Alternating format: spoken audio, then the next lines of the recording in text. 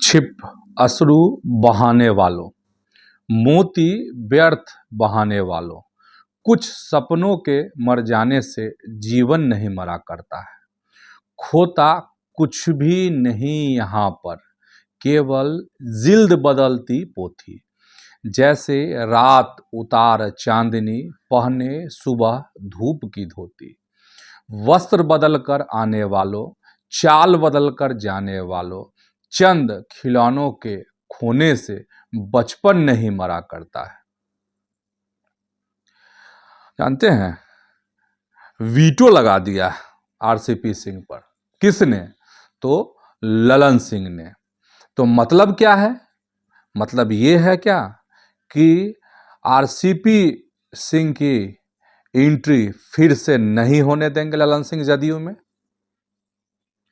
और यह भी जानिए कि किस मंत्री को कहां का प्रभार मिला है, किस जिले की जिम्मेदारी मिली है। प्रणाम, मैं हूं चंदन झा और आप देख रहे हैं प्रत्यंचा। देखिए, इन दिनों सत्ता के गलियारे में, मतलब पटना में, और पटना में चर्चा है तो आपको बिहार में चर्चा है, और बिहार में चर्चा है तो देश भर में खूब जिक्र है, खूब बात हो रही है। क्या कि आरसीपी सिंह लौट रहे हैं। कहाँ? तो नीतीश जी के पास, जदयू में फिर से आ रहे हैं, ज्वाइन करने वाले हैं। तारीख भी करीब करीब मुकर्रर कर दी गई कि 20 तारीख तक। और खबर यह आई कि अपने समर्थकों को पटना में ही रुकने का आदेश दिया है आरसीपी सिंह ने। खूब चर्चा, खूब बात, सबके कान खड़े। लेकिन इस खबर पर अगर एकाएक किसी ने ब्रेक लगा दिया है तो वो है कौन?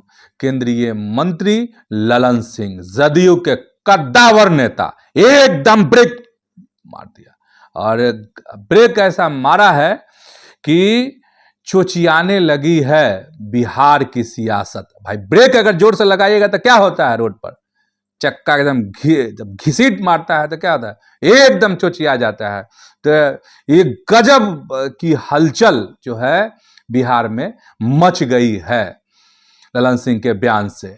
और ललन सिंह का बयान जिस तरीके से आया है उससे यह बात स्पष्ट है कि आरसीपी सिंह को वह किसी भी हाल में जदयू में फिर से आने नहीं देंगे।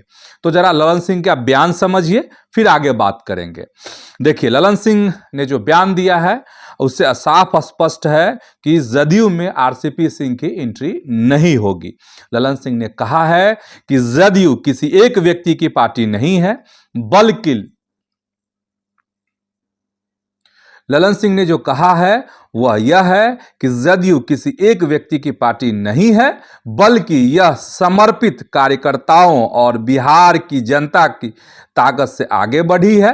72 सीट से 42 पर पहुंचाने वाले कभी पार्टी में नहीं आएंगे। जिन लोगों के कार्यकाल में जदयू 72 सीटों से 42 सीटों पर सिमट गई थी, वो पार्टी में आकर क्या करेंगे, ये कहा है ललन सिंह ने। और ललन सिंह ने यह भी कहा है कि जदयू के निष्ठावान कार्यकर्ताओं और बिहार की जनता ने मुख्यमंत्री नीतीश कुमार को दोबारा मजबूत किया है और 42 सीटों से 85 सीटों तक पहुंचाया है। और ललन सिंह ने यह भी कहा कि कुछ लोगों ने पार्टी को कमजोर किया और उस स्थिति में छोड़कर गए थे, अब वे वापस आकर क्या करेंगे। ललन सिंह के इस बयान से एकदम साफ क्लियर हो गया है कि पार्टी नेतृत्व जो है पुराने विवादों को फिर से दोहराना नहीं चाह रहा है। मतलब यह है कि चर्चा चली और चर्चा चली तो उस पर अब ब्रेक समझिए। और ललन सिंह कुछ कह रहे हैं, इसके मायने हैं, इसका मतलब है, इसका अर्थ है। अर्थ यही है कि बात थी और लेकिन अब बात पर ब्रेक लग गई है। आरसीपी सिंह की फिलहाल जदयू में वापसी होती नहीं दिख रही है। और इस बात से एक बात और गंभीर बात की तरफ यह इशारा करता है ललन सिंह का यह बयान कि जदयू में एकदम कुर्मी वर्सेस भूमियार की लड़ाई जो है अब सतह पर आ गई है। अब चलिए थोड़ा आगे बढ़ जाते हैं, और थोड़ा आगे अगर आप बढ़िएगा तो ये सवाल उठा कहां से कि आरसीपी सिंह आ रहे हैं। और दूसरा यह सवाल कि आखिर कौन था कि आरसीपी सिंह के लिए लाइजनिंग कर रहा था, जो चाह रहा था कि फिर से नीतीश के करीब आ जाएं आरसीपी सिंह? कौन था ये? तो इसका जवाब समझ लीजिए अब। तो इसका जवाब यह है कि दो तरह की चर्चाएं, दो तरह की अटकलबाजियां हो रही थी।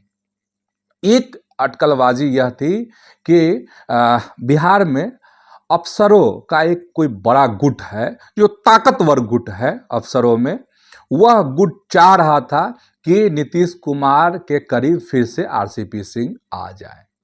ठीक है, लेकिन अंदर खाने जब आप टटोलेंगे तो आपको महसूस होगा कि ऐसा नहीं है। ठीक है, तो फिर क्या था फैक्टर? दूसरा फैक्टर समझिए। तो दूसरा जो फैक्टर बात समझ में आ रही है, वो आ रही है कहां से बात? तो फैक्टर उसमें है कि जो कुर्मियों का जो संघ है, जो पटेल संघ है, जो छोटी छोटी मतलब इस जाति के जो संगठन हैं, वहां से करीब साल डेढ़ साल से इस तरह के दबाव बनाने की कोशिश जो है नीतीश कुमार पर हुई कि फिर से आ जाना चाहिए, मतलब ले लेना चाहिए साथ में नीतीश कुमार को, रख लेना चाहिए पार्टी में किनको? तो आरसीपी सिंह को। और ऐसे संगठन को, ऐसे कुर्मी नेताओं को, और संगठन कुर्मी नेता का अगर हम जिक्र कर रहे हैं तो एक ही इलाके से, एक ही जिले से आरसीपी सिंह भी हैं और मुख्यमंत्री नीतीश कुमार भी हैं, और जाति भी एक ही है, कुर्मी जाति से है। तो इस तरह के दबाव जो अंदर खाने की जो बात बाहर समझ में आ रही है कि इस तरह के दबाव नीतीश कुमार पर थे। इससे इस बात को बल मिला, हवा मिली इस बात को कि आरसीपी सिंह की जदयू में वापसी हो सकती है। मतलब इस तरह के संगठन दबाव बना रहे थे नीतीश कुमार पर। और इसके पीछे की वजह ये सबसे कि कहीं ना कहीं जदयू में दो खेमा है।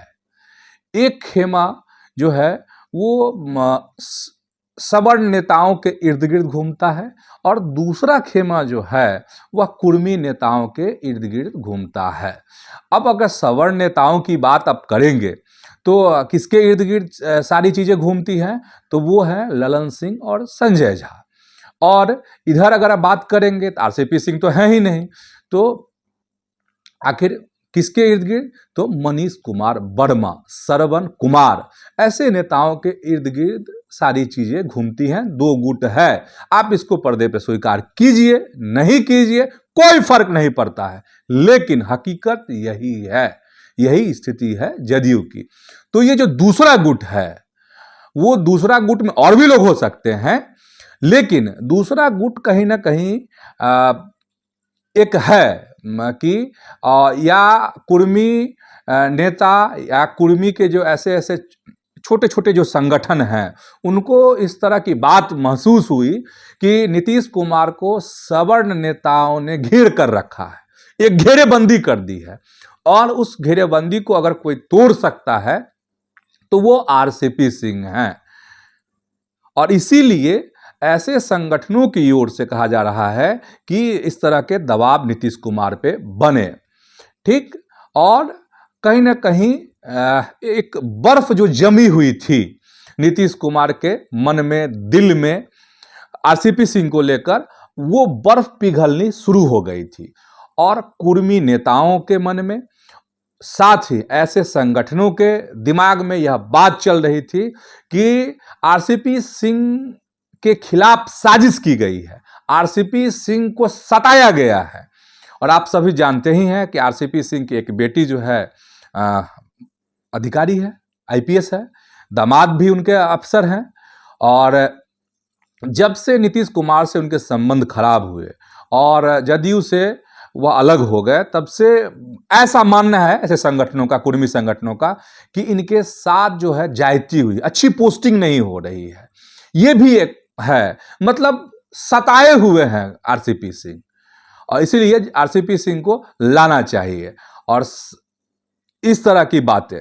अब ये बात है कि ललन सिंह के बयान हो गए, और यह बात कहाँ से उठी, किसने लाइजनिंग की कि आरसीपी सिंह को होना चाहिए जदयू में फिर से, यह बात आप समझ गए होंगे। अब वो फैक्टर कि इस बात को हवा कैसे मिली कि आरसीपी सिंह को जदयू में मतलब आ रहे हैं, नहीं आ रहे हैं, तो मीडिया में तो खबर आई ही है, डिजिटल प्लेटफॉर्म पे खबरें लगातार आ रही हैं। लेकिन पिछले दिनों पटेल सेवा संघ का कार्यक्रम था, चूरा दही वाला कार्यक्रम था, उसमें जिस तरीके से अपनी बात आरसीपी सिंह ने रखी, उससे भी इस बात को हवा मिल गई कि हाँ वाकई में अब बस 1, 2, 3, 4 दिन है, बस अब आने वाले हैं आरसीपी सिंह फिर नीतीश कुमार के साथ।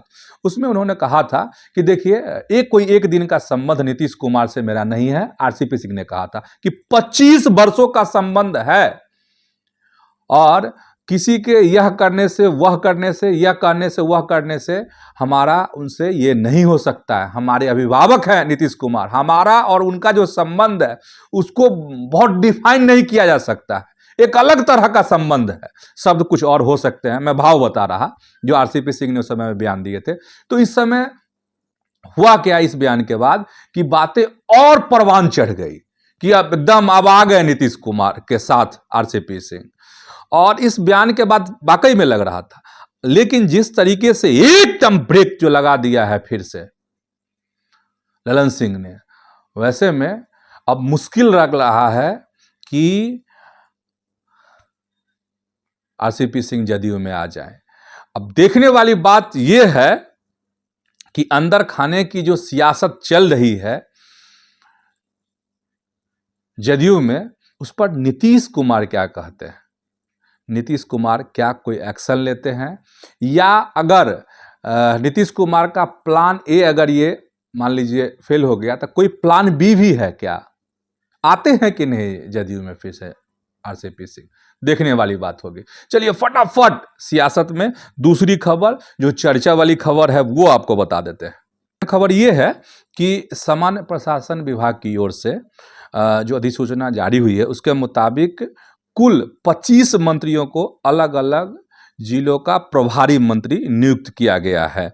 उसमें सम्राट चौधरी को पटना की जिम्मेदारी मिली है, विजय कुमार सिन्हा को मुजफ्फरपुर और भोजपुर, विजय चौधरी को मिला है पूर्वी चंपारण और नालंदा, विजेंद्र प्रसाद यादव वैशाली और सारण, श्रवण कुमार समस्तीपुर पूर्णिया, मंगल पांडे दरभंगा और पश्चिमी चंपारण, डॉक्टर दिलीप कुमार जायसवाल भागलपुर और गया जी, अशोक चौधरी को 3 जिला है भाई, सीतामढ़ी, शिवहर और जहानाबाद, लेसी सिंह मधुबनी और मधेपुरा, मदन सहनी को सुपौल और खगड़िया, रामकृपाल यादव कैमूर, संतोष कुमार सुमन जो है औरंगाबाद, सुनील कुमार को मिला है रोहतास और लखीसराय, मोहम्मद जमा खान को मिला है किशनगंज शेखपुरा, संजय सिंह टाइगर को जिम्मेदारी मिली है बांका की, अरुण शंकर प्रसाद को मिला है बेगूसराय, सुरेंद्र मेहता को मिला है आपको कटिहार,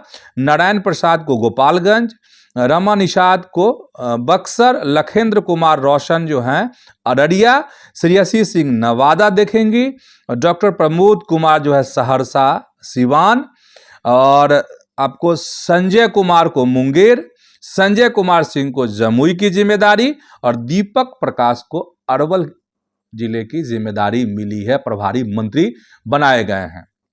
तो ये तमाम खबरें थी आज की सियासत में, और आप सबों से आग्रह है कि आप प्रत्यंचा को यूट्यूब पर जरूर सब्सक्राइब कीजिए, फेसबुक पर पेज को आप फॉलो जरूर कर लीजिए, और साथ ही अगर कार्यक्रम अच्छा लगा हो, सियासत अच्छी लगी हो, तो आप जरूर आप इस पेज को फॉलो करने के साथ लाइक भी कीजिए और वीडियो को शेयर भी कीजिए। तो आज फिलहाल इतना ही, धन्यवाद, प्रणाम।